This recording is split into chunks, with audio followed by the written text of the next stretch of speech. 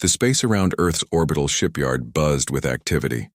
Hundreds of ships moved in careful patterns, following the ancient rules that kept the peace between worlds.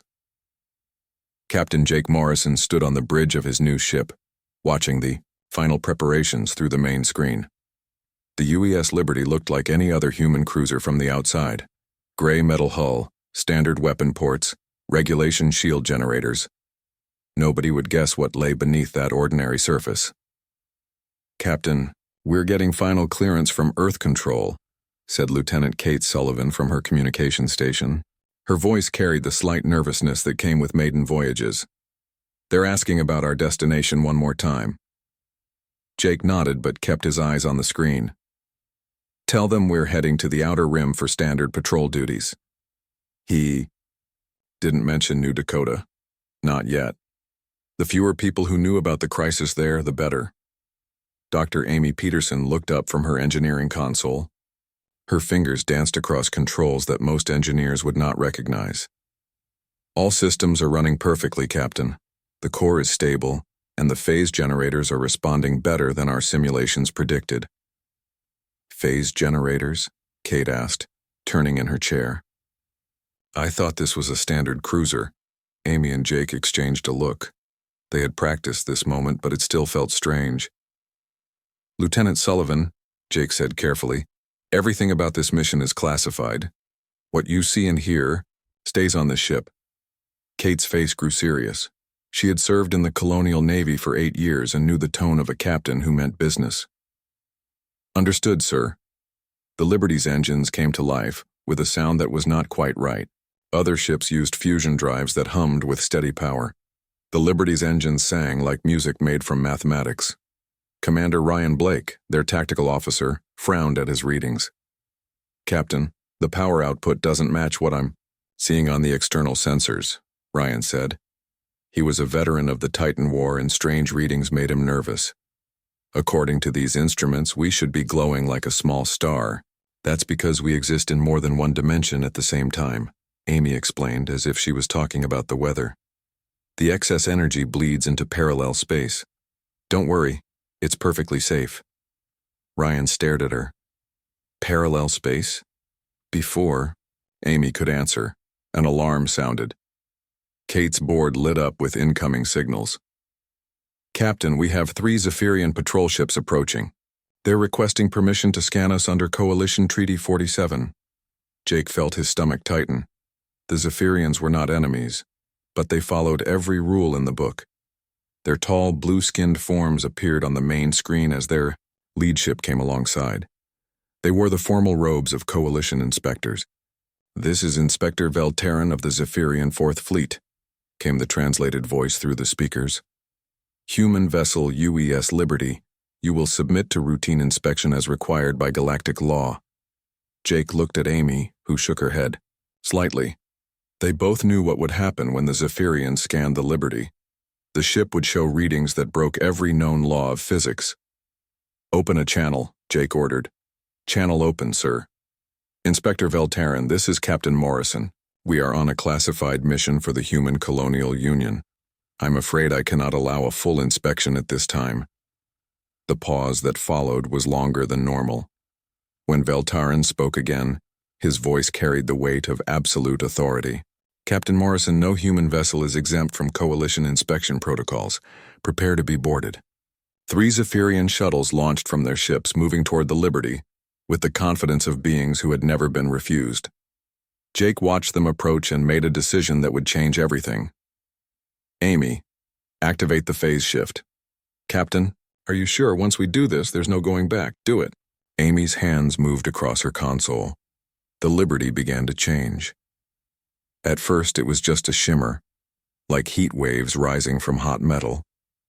Then the ship seemed to blur, as if someone was looking at it through water. The Zephyrian shuttles slowed, their pilots clearly confused. "What in the name of the void is that?" Ryan whispered. "We're existing in multiple dimensions simultaneously," Amy said, her voice full of pride. "Right now, we're in normal space, but we're also partially in parallel dimensions. The Zephyrians can see us, but their scanners can't get a solid reading. Inspector Veltarin's voice came through the speakers again, but now it carried uncertainty. Human vessel, your ship is showing impossible readings. Your mass signatures are fluctuating beyond known parameters. Explain this immediately. Jake took a deep breath. Inspector, I'm afraid that's classified information. We need to proceed to our destination. No human technology should be capable of what we are observing, Veltarin insisted. You will stop your engines and submit to inspection, or we will consider your actions hostile. The 3 Zephyrian patrol ships moved into attack formation, their weapons charged with the familiar whine of plasma cannons. Jake knew they would not actually fire unless forced to, but the threat was real enough. Captain, Kate said quietly, we're receiving an urgent message from Admiral Grant. Priority Alpha. Put it through, but keep it private. Admiral Lisa Grant's face appeared on Jake's personal screen. Her expression was grim. Jake, I know you're dealing with the Zephs right now, but I need you at New Dakota immediately. The Korthak have destroyed 2 more colonies. They're giving the final settlement 72 hours to evacuate before they level it. 50,000 people, Jake. We need the Liberty there now. Jake closed the channel and looked around his bridge. Kate was monitoring Zephyrian communications, her face tense. Ryan was tracking their weapon systems, ready for trouble. Amy was watching her impossible readings with the satisfaction of an artist admiring her work. All hands, this is the captain, Jake announced over the ship's speakers. We are departing immediately for the New Dakota system. There are human lives at stake. Prepare for emergency transit. He turned to Amy. Can we jump while phased?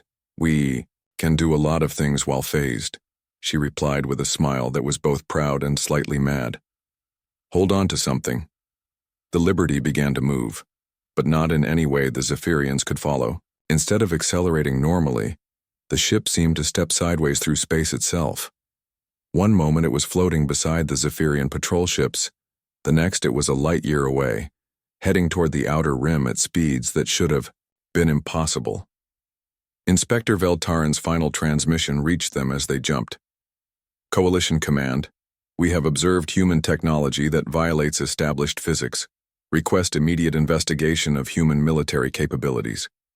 Jake settled into his captain's chair as the Liberty raced toward New Dakota. Around him, his crew worked with the calm efficiency of professionals, but he could see the questions in their eyes.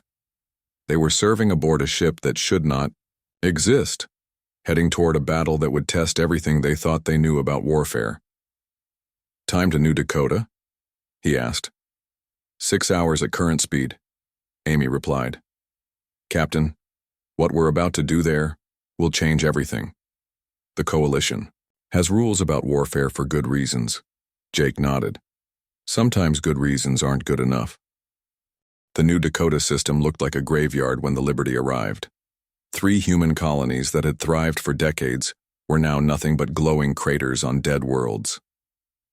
Captain Jake Morrison stood on his bridge, watching the destruction through the main screen. The Korthak had followed every rule perfectly while they murdered thousands of people. Captain, I'm reading Admiral Grant's flagship 2 million kilometers off our port side, Lieutenant Kate Sullivan reported. Her voice was tight with controlled anger. She's requesting immediate communication. Jake nodded. Put her through. Admiral, Lisa Grant appeared on the main screen. Behind her, Jake could see the organized chaos of a fleet preparing for battle. Jake, thank God you're here. The situation is worse than we thought. The Korthak have 47 ships in the system, all perfectly positioned according to galactic warfare laws. What about the final colony? Jake asked.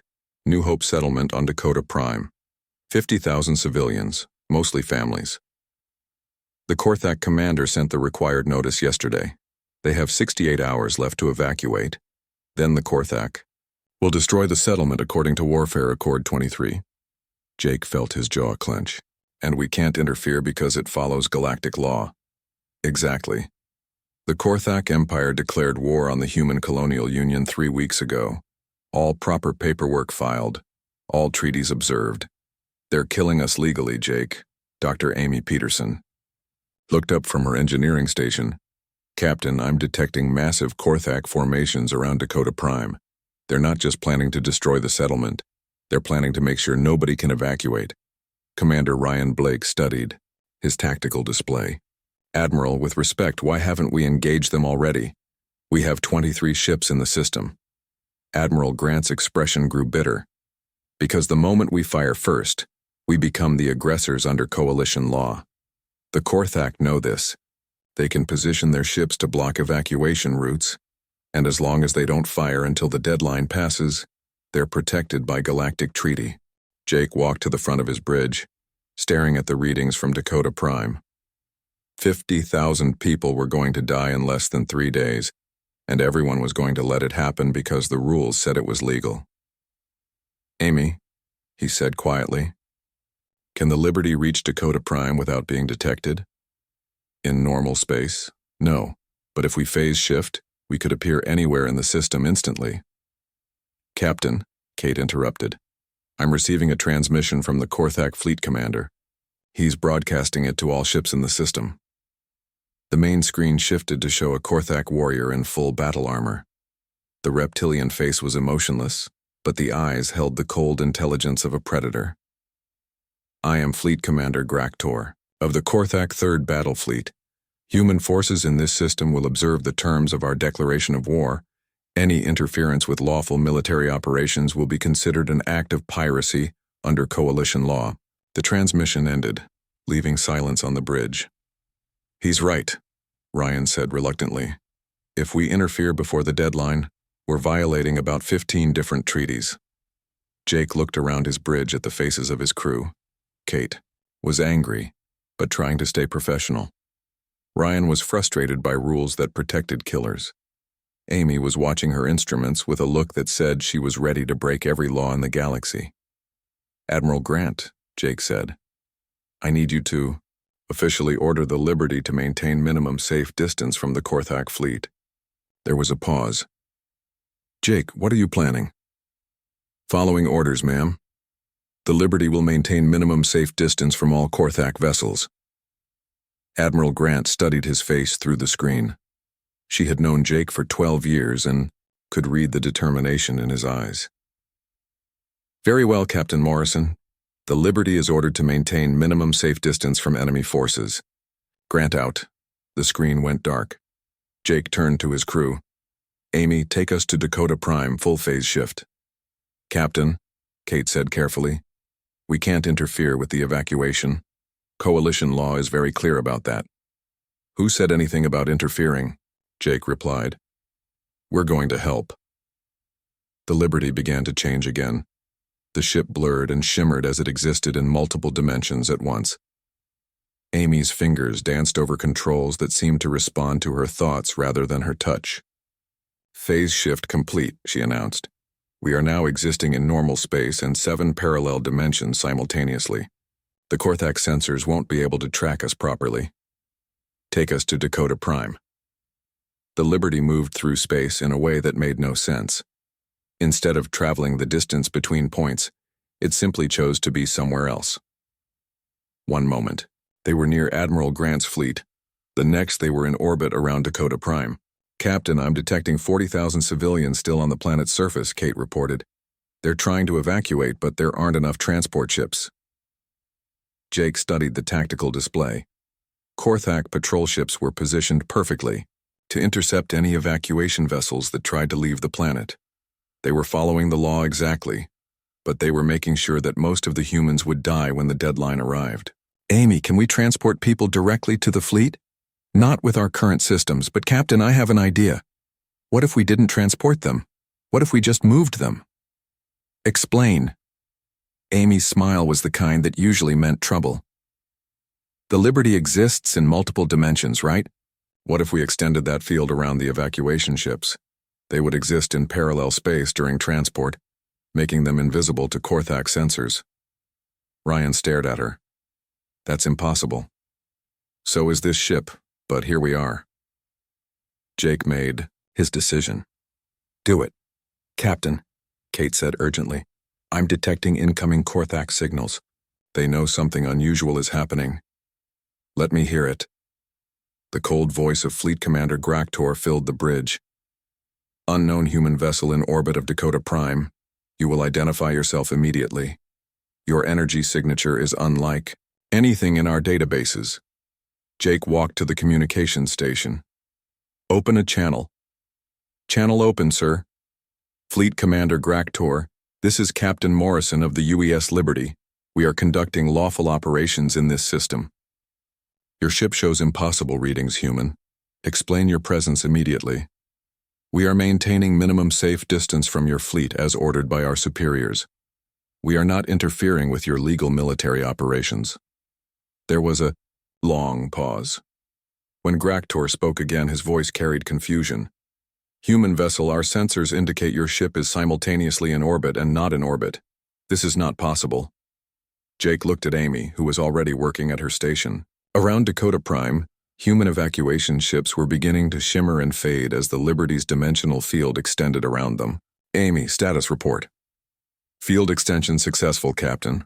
All evacuation vessels are now partially phased. The Korthak can see them, but their weapons and tracking systems can't lock onto them properly. Captain Morrison, Graktor's voice, was getting angry.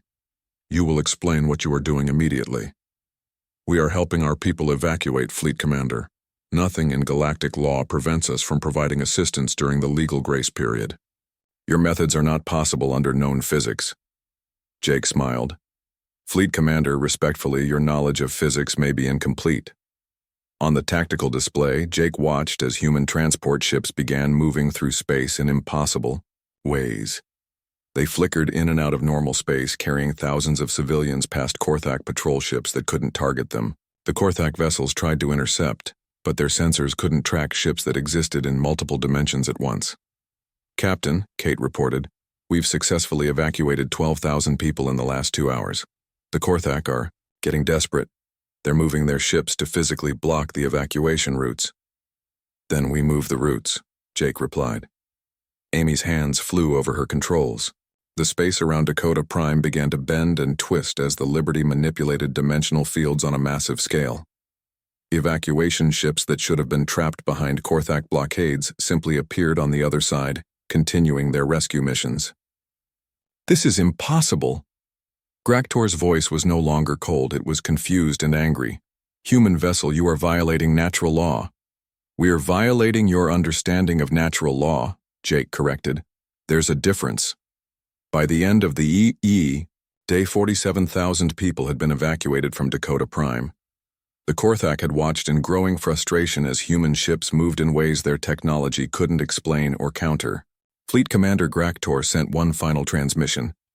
Captain Morrison, what you have done here today will be reported to the Coalition Council.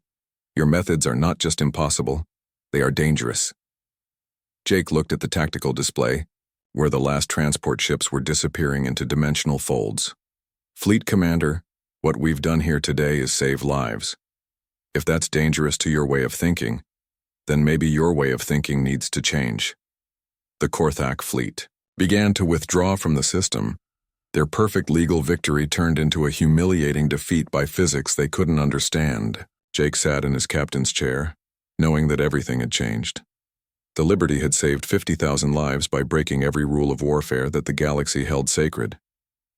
Captain, Kate said quietly, we're receiving priority communications from the Coalition Council. They want answers. Jake nodded. I'm sure they do. Amy, take us home. I think we're about to have some very interesting conversations. The Coalition Council chambers on Nexus Prime had never seen anything like this before. Representatives from 47 different species filled the vast hall, their voices creating a storm of angry demands in dozens of languages. At the center of it all sat the human delegation, looking small and outnumbered. Captain Jake Morrison stood at the witness table, still wearing his uniform from the Liberty. Behind him sat Dr. Amy Peterson, President Alex Mitchell of the Human Colonial Union, and Judge Advocate General Helen Ross. The weight of 47 civilizations pressed down on them like a physical force. High Judge Zarketh of the Altarian, Supreme Court called for order. His voice carried the authority of someone who had presided over galactic law for 3 centuries. This tribunal will now hear testimony regarding the human vessel UES Liberty and its actions in the New Dakota system. The first to speak was Fleet Commander Graktor, who had traveled from Korthak space specifically for this hearing. His reptilian form towered over the witness stand as he gestured with barely controlled rage. Honored judges, what the humans did was impossible. Their ship existed in multiple locations at the same time. Their evacuation vessels moved through space without traveling. They violated every law of physics that governs civilized warfare. Judge Zarketh turned his 6 eyes toward Jake. Captain Morrison, how do you respond to these accusations? Jake stood slowly. He had practiced this moment for weeks during the journey to Nexus Prime, but facing the assembled might of the galaxy still made his mouth dry. Your Honor, we saved 50,000 innocent lives. If that violated your laws, then perhaps your laws need to be examined. A ripple of shock went through the chamber. No one spoke to the Coalition Council like that. Ever. Representative Vel Tehran of the Zephyrian Federation rose from his seat. Captain Morrison, you cannot simply ignore laws because they are inconvenient. The Universal Warfare Accords exist to prevent total destruction. Without them, every conflict would end in genocide. With respect, Representative Vel Tehran, Jake replied, your laws were about to allow genocide anyway. The Korthak were going to kill 50,000 people, and everyone was going to let it happen because they followed the proper paperwork. Dr. Amy Peterson stood up. Your Honor, may I explain what actually happened?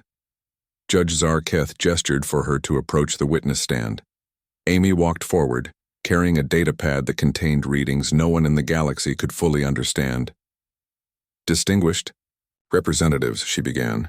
What you call impossible is simply technology you don't recognize. The Liberty doesn't break the laws of physics. It operates by laws that your species haven't discovered yet. Explain, demanded scientific advisor Quinmar of the Hegemony Union. Amy activated her data pad, and a holographic display appeared above the witness stand. It showed the Liberty in cross-section, revealing systems that hurt to look at directly. Other species build ships to carry weapons and soldiers. We built a ship to carry ideas. Ideas cannot be weaponized, stated Professor Yilton of the Academic Consortium, can't they? Amy asked. The Liberty's core doesn't run on fusion or antimatter. It runs on human concepts, hope, determination. The absolute refusal to let innocent people die when you have the power to save them. The chamber fell silent. Even the translation devices seemed to struggle with what Amy was saying. Dr. Maria Santos, the human theoretical physicist, joined Amy at the witness stand. When we designed the Liberty, we asked a simple question. What if we could make ideas real? What if hope could bend space? What if determination could ignore the laws that say some things are impossible? Representative Korth Val of the Elder Council stood up, his ancient form trembling with age and fury. This is madness. You are describing technology that treats reality as suggestion rather than law. That's exactly what we're describing, Doctor. Santos replied calmly. Humans have always treated reality as something to be improved rather than accepted. Judge Advocate General Helen Ross stepped forward. Your Honor, may I present the human defense? Judge Zarketh nodded reluctantly. Helen Ross had spent 30 years practicing law throughout the galaxy. She understood every species represented in this chamber, and she knew exactly what she was about to do would either save humanity or condemn them forever. Honored judges, the prosecution claims that humanity violated the Universal Warfare Accords, but I submit that the Accords themselves are flawed. They were written by species who think in straight lines, who see the universe as a set of rules to be followed, rather than puzzles to be solved.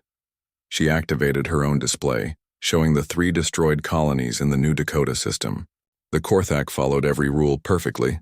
They filed the proper declarations, they gave the required notice. They positioned their fleets according to regulation, and 50,000 people were going to die because following the rules was more important than protecting innocent lives. The rules exist for good reason, interrupted Judge Velmore of the Peacekeeping Tribunal. Do they? Helen asked. Let me ask you this.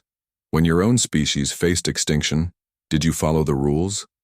When the burning wars threatened to destroy your homeworld, Did you wait for proper approval before defending yourselves? The chamber grew uncomfortable. Every species present had faced extinction at some point in their history, and every one of them had bent or broken rules to survive. Humans are different, Helen continued. We don't see laws as chains to bind us. We see them as starting points for better solutions. The Liberty didn't break your laws. It transcended them. Suddenly, alarms began sounding throughout the chamber. Emergency lights flashed as urgent messages appeared on every screen. Judge Zarketh received a datapad from his aide, and his expression changed from authority to horror. The Void Swarm has breached the Outer Rim, he announced. 3 star systems have been consumed in the past 6 hours. All Coalition fleets in the region have been destroyed. The chamber erupted in panic. The Void Swarm was every species' nightmare, a force of pure destruction that consumed everything in its path. For generations, it had been contained beyond the galaxy's edge by careful treaties and defensive positions. Admiral Lisa Grant's voice came through the chamber's communication system. Coalition Council, this is Admiral Grant of the Human Colonial Fleet.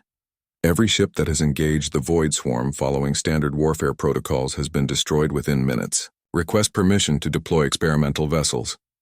Judge Zarketh looked around the chamber at the frightened faces of 47 civilizations.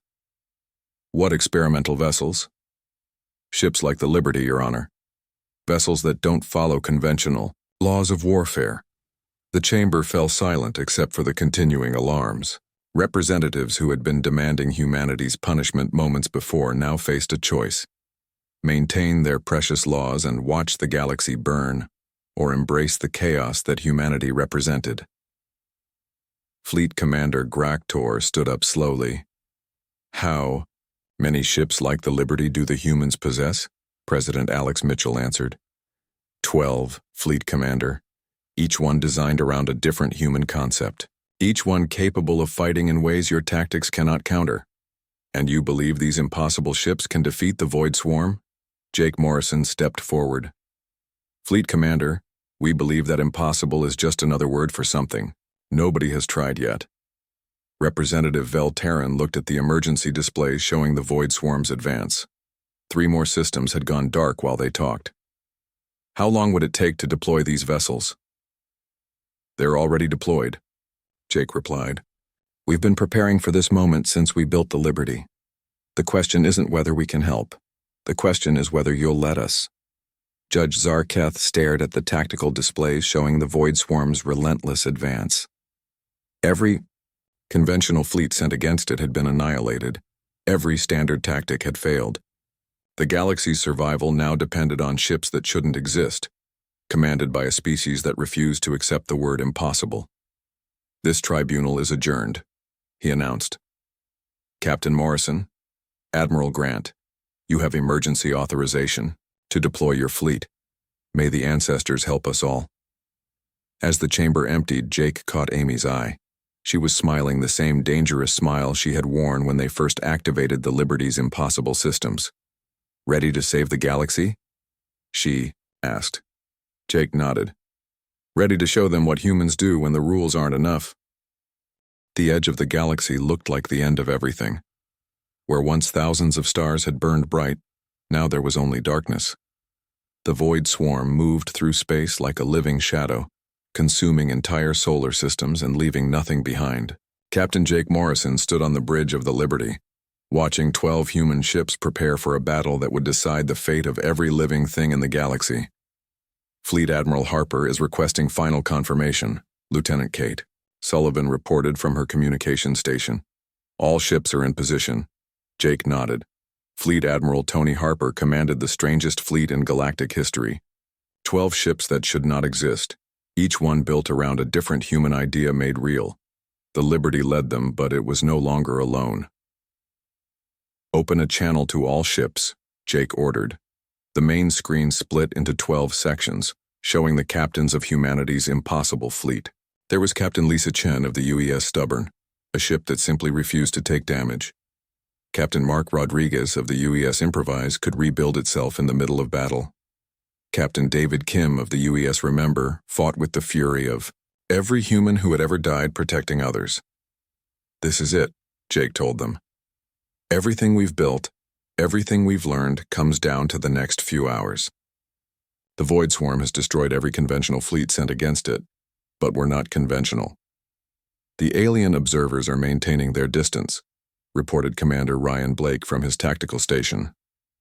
Coalition fleets from 47 species are watching from the outer system. They want to see if human impossible technology can do what their possible technology could not. Dr. Amy Peterson looked up from her engineering console. Captain, I'm reading massive void swarm formations. Ahead. The energy signatures are unlike anything we've encountered. They're not just destroying matter, they're destroying the concept of existence itself. How many ships? That's the problem, Captain. They don't seem to be ships in any sense we understand. They're more like holes in reality that happen to move.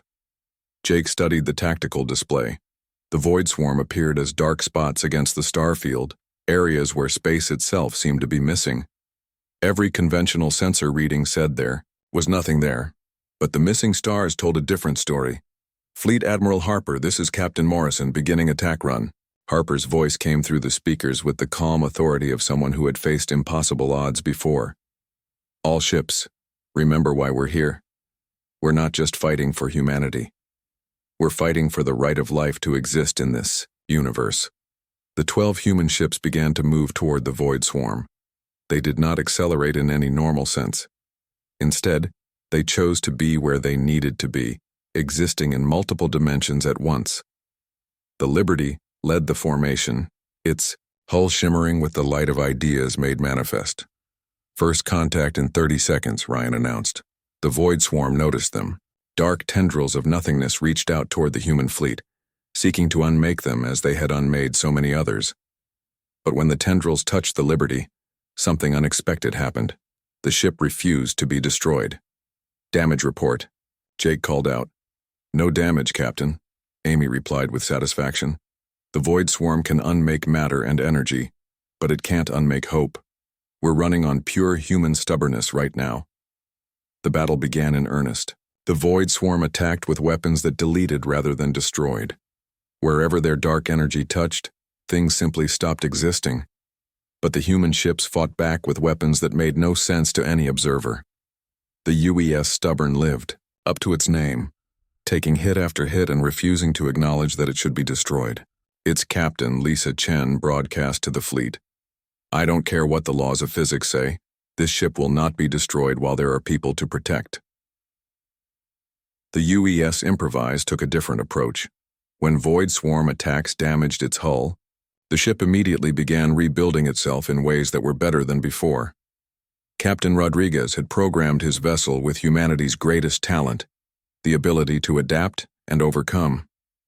Captain, Kate called out urgently, the void swarm is changing tactics. They're trying to surround us. Jake watched as the dark entities began to form a sphere around the human fleet. It was a trap that had destroyed dozens of coalition fleets.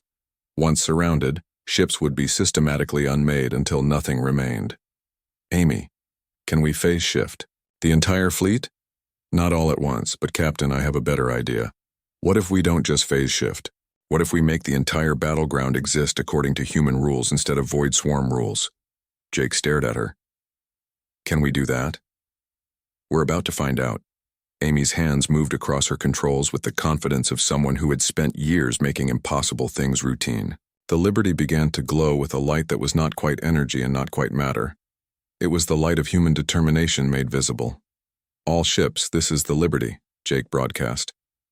Prepare for reality adjustment. The space around the battle began to change. Where once there had been the cold vacuum of normal space, now there was something warmer. Something that responded to will rather than physics. The void swarm's attacks, which had unmade matter itself, suddenly found themselves trying to destroy concepts that refused to be unmade. Captain Sarah Martinez of the UES Protect opened fire with weapons that shot pure defensive instinct. Every blast created shields around civilian populations light years away.